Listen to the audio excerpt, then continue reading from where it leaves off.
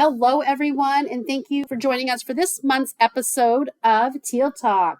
I'm your host, Carrie Lynn Reynolds, the CUNA Certified Financial Coach here at New Dimensions Federal Credit Union. And back with me today is Carolyn Vaudier, Silver Street's Branch Manager. Carolyn, how are you? I am so good. So glad to see you again this week. I know. I'm so glad that you're back and you're doing this. This is so much fun. It has been so much fun. I just love talking to you about all of these financial advices and saving tips for our members. Yes, it's so good. I love that we can do this and really educate our members, or not even our members, just educate people in our community, in our state, really. Absolutely. Let them know all these fancy tips and tricks that they can do to save money. Yes. Well, this month, we're going to be talking about freezing our credit. In lieu of all the data breaches that are all over the news, a lot of people are concerned with people getting their information. And that has been a hot topic lately with identity theft and breaches. It's really important to know what you can do to protect yourself. Absolutely, because it's not a matter of, it's not going to happen to me. It's going to be a matter of, when will it happen to me? But how can I protect myself before it gets to that point? And no offense, but I know I don't want two of me walking around. Oh my gosh. No, thank you. No, me either. Carolyn, when I was doing some research on freezing our credit and the steps were so that I could help, I also found this crazy statistic that according to the Federal Trade Commission in 2023, they took in over 5.3 million reports, and 57% of them were due to fraud and identity theft. That actually doesn't surprise me because in my previous role before I was a branch manager, I had to do a lot of, researching. And there are so many reports out there for identity theft and people getting their information taken over. The Federal Trade Commission is a really great site to go on, research, find out what are the top scams, identity theft, what's being reported. It's open to the public, but you can see the trends that are out there. And just to educate yourself, to know what you can protect yourself from, it's a great resource. Absolutely. So one of the best ways you can help protect your information is to freeze your credit report.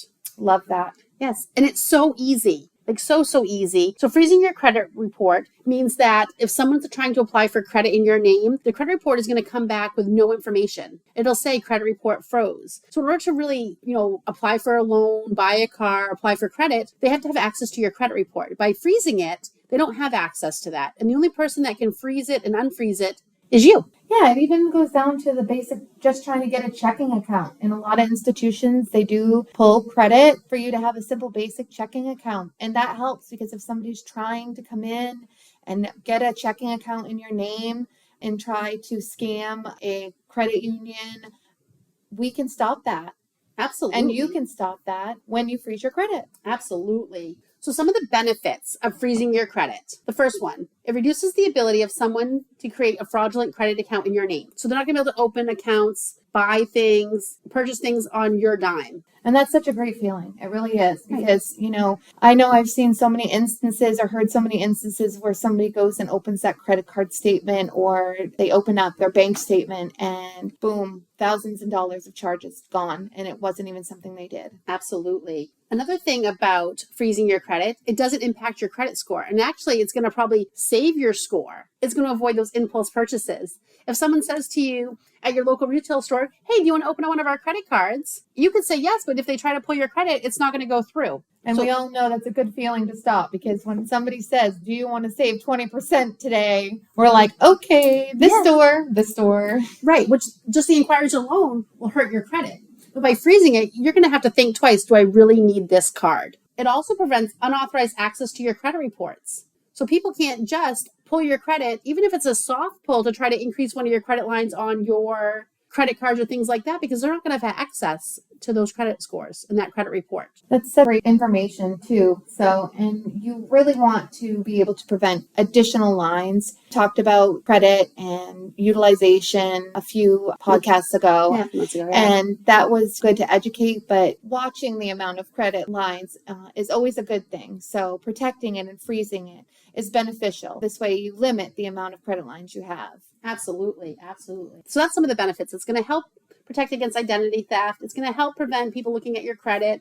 It's going to help prevent those impulse purchases. There are some drawbacks. They're not bad drawbacks, They're more of like the inconvenience of doing this. So if you decide you want to go buy a car and you're at the car dealership and you're going like on a whim, again, those impulse purchases, you're just not going to be able to have them run your credit. You actually have to go in and have that freeze temporarily lifted. Which it takes a few minutes when you freeze it, but it also just takes a couple minutes to unfreeze it. Is it a great option? It certainly is. Absolutely. It may deter you from those impulse purchases. Exactly. Another thing too, though, you have to do it and freeze your credit on all 3 credit bureaus. You can't just do one and expect it to go across the board. Going into Experian, going into TransUnion, going into Equifax, and actually having to freeze your credit on each of those credit bureaus. One thing too, and I know that sometimes when I meet with members and they're talking about freezing their credit, is if they want to apply for a loan somewhere, say with us, they would have to go in and temporarily lift that credit freeze in order for us to pull credit. But they can go in and just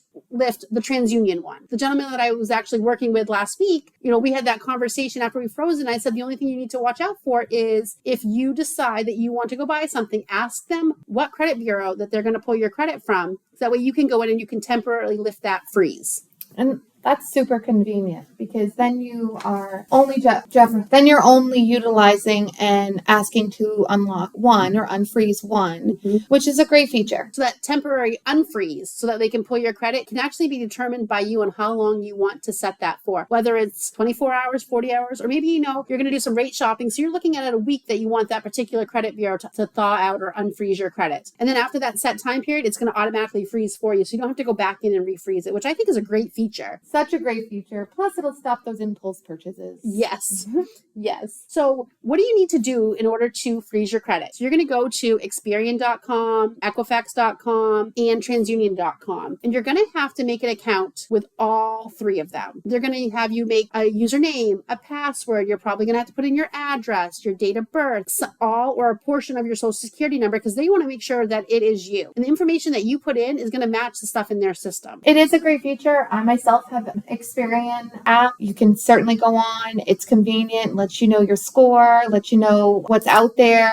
It'll even alert you if something changes. And there is that option right on the very bottom where it says freeze or unfreeze your credit. You can just do it with a click of a button and they'll ask you the questions. So. Absolutely. So instead of going to the website itself, if you download their app, you can do it right there. So once you've created an account, you can just go in and, like Carolyn said, on her Experian app, it's right at the bottom that says freeze your credit. You do have the option to call them or even send in a letter in the mail. But if you do it online and you do it over the phone, it is frozen within the hour. If you do it by mail, the research I did online said 3 days. I feel like it might be 3 days after they receive it. So you're probably looking at a week or so, 10 days, depending on how long it takes for that mail to get to them. So those people who are not comfortable using their app or going online, so you can have the utilization of just calling on the phone or mailing it in, and you just might be looking at a little bit longer of a turnaround. Absolutely. Because you have those people who are not the computer techie, want to put their information over the World Wide Web. No, absolutely.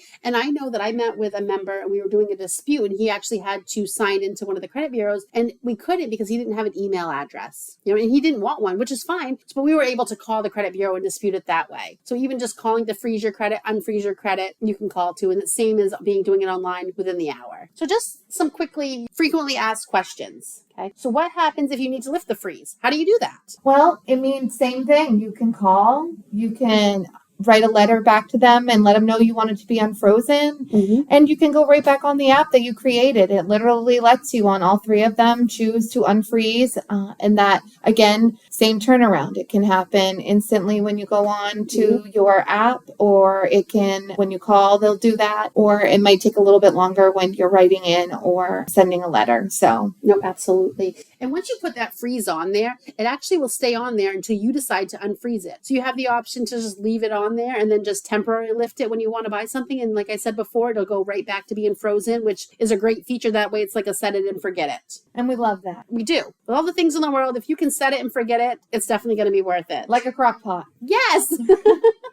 So how long does it take to put a freeze on an account? Well, I will tell you that I had a member that came in and we did this together, and we did all three, and he was in and out of my office in 45 minutes. So it took us about 15 minutes to set it up. Of course, we were chit-chatting and things like that about it. But like once we got the account made, it was literally a click of a button and we were done and we were on to the next one. You know, I think the longest thing took was coming up with a username and password.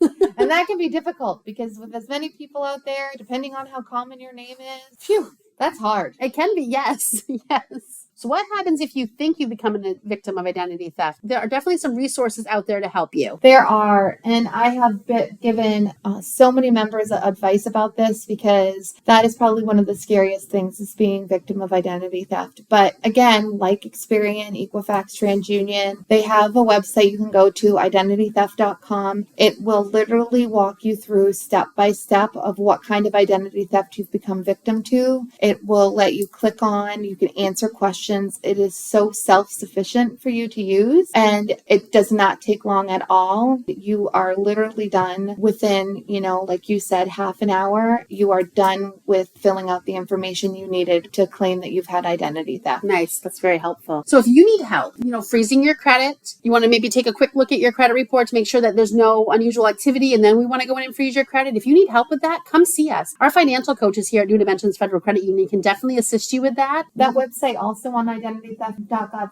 they actually will go through the steps and help to show you how to freeze your credit right on there if you become a victim of identity theft. Very nice. So It's a great site. But again, like Carrie Lynn had said, come in, see us. We have great credit union financial advisors who will help you. So this way you can get everything set up so you don't fall victim again. Absolutely. Or not even fall victim again. So you just prevent yourself from becoming a victim. Yeah, absolutely. Yes. Well, Carolyn, thank you so much for joining me this month. Again, I so love our time together. Me too. Yes. This is just always so much fun. I love telling members about all kinds of saving tips. Yes, and ways to protect ourselves, Absolutely. especially in this ever-changing world. So join us for our next episode of TealTalk next month, where Carol and I will be here talking about just different financial topics, savings tips, things like that as we get ready to enter, as they call them, the burr months. They are burr months. Yes. Thanks, everyone. Have a great day. Bye.